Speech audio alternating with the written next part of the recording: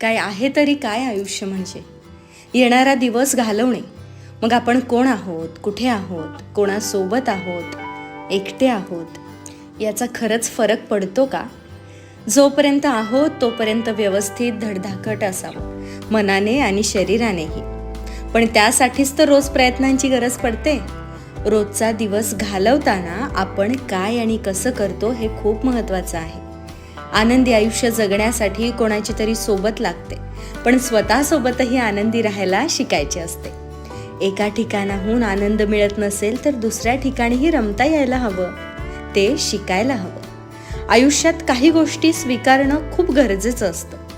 त्या स्वीकारल्या की जगणं सहज होऊन जातं. हे असंच आहे, हे बदलणार नाही.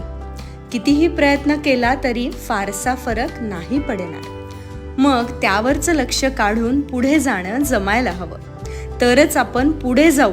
नाहीतर एकाच ठिकाणी अडकून पडून अर्थहीन जीवन जगण्यात काय मजा? ज्या गोष्टी बदलतात त्यांच्या मागे लागू. ज्या ठिकाणी आपल्या बोलण्यामागचं गांभीर्य समजावून घेतलं जातं तिथे बोलू. ज्या कुशीत शांत वाटतं तिथेच रेंगाळू. कोणासाठी, कोणासोबत काय कसं करायचं आहे हे आपण निवडूया. असते प्रत्येकालाच अपराधीपणाची भावना, ती सुद्धा जगण्याचा भागच आहे, हे सुद्धा स्वीकारू. त्याचा त्रास दडपण न करून घेता तिलाही आपल्यात सामावून घेऊ. कधी असं तर कधी तसं, कधी हे तर कधी ते घडत राहणार, होत राहणार, सुटणार, तुटणार, संपणार, उरणार. जे हवंय ते घडणार आणि कधी कधी जे नकोय त्याला सुद्धा सामोरं जावं लागणार. सगळ्यालाच सहजतेने सामोरे जायलाच हवं, तरच आपण जिंकू शकू. न संपणारी, न दिसणारी लढाई प्रत्येकालाच रोज लढावी लागते. प्रत्येकाची गोष्ट वेगळी असते, तरीही तीव्रता तितकीच असते. मलाच का, मीच का, माझंच का, हे प्रश्न चुकीचे आहेत. प्रत्येकाची एक लढाई ठरलेली असते, ती त्याला लढावीच लागते. हे समजलं की जगण्यात आणखी सहजता येते. होतं तितकं, होतं ते योग्य लोकांसाठी योग्य ठिकाणी करत राहावं. मदतही त्यांनाच ज्यांना खरंच गरज आहे. आदराने दिलेल्या नकारामध्ये आपली चूक नसते, म्हणून काही वेळा नाही म्हणणं सुद्धा गरजेचं असतं. स्वतःची काळजी घेणं म्हणजे स्वार्थीपणा नव्हे, ती गरजेची गोष्ट आहे.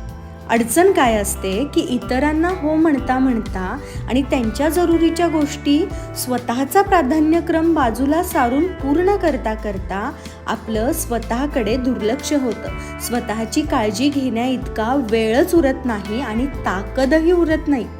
अशानं आपण हळूहळू चिडके होतो.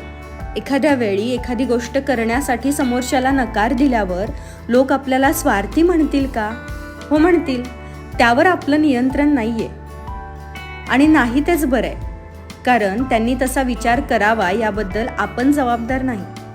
दुसऱ्यांसाठी धावत जाण्याआधी स्वतःकडे पाहणं ही सगळ्यात जबाबदारीची गोष्ट असते. ती आपण करू शकतो. स्वतःसाठी वेळ राखायची गरज नाही, स्वतःसाठीच सगळा वेळ असतो. इतर गोष्टींसाठी वेळ द्यायची, वेळ काढायची गरज असते. फक्त तो कधी आणि कसा काढला पाहिजे, तो कधी आणि कुठे दिला पाहिजे हे समजलं तर आणि तरच आपली प्रगती होते. सतत वैचारिक प्रगती होत असेल तरच आयुष्याची गाडी रुळावर राहते. जर ती गाडी भरकटली तर तिला जागेवर आणणं ही सुद्धा आपलीच जबाबदारी असते. स्वतःची जबाबदारी घेत जगायला सुरुवात केली की दिवस आनंदात, उत्साहात जातात.